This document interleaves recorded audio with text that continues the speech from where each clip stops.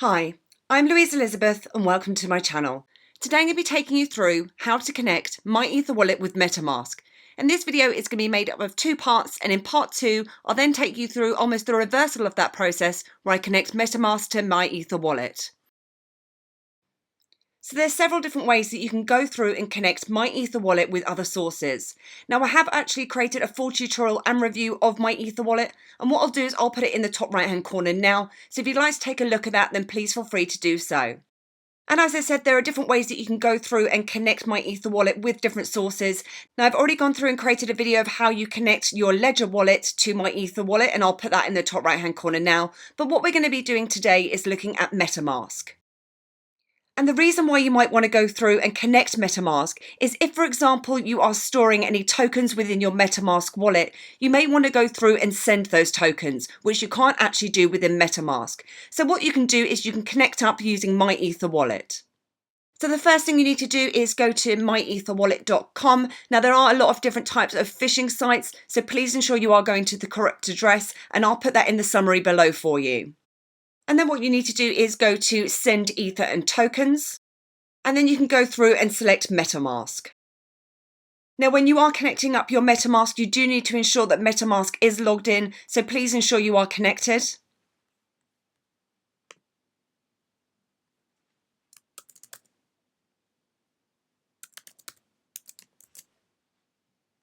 And then once you've logged in, you can then click on to Connect to MetaMask. Now, because this is for test purposes, my balance on my MetaMask is currently set to 0. However, if you did have an account balance, that would then appear in this account balance section. And if you then want to go through and view your tokens, you then click on to Show All Tokens. And you can then scroll through and locate your tokens and then click to load tokens. And if for any reason your token isn't appearing in this list, you can go through and add a custom token. So what you would do at this point is enter in your token contract address, and you would simply paste that into the contract address. You could then type in the token symbol, so that is your ticker, and then you would put the decimal places as being 18, for example, and then you would go through and click on to save.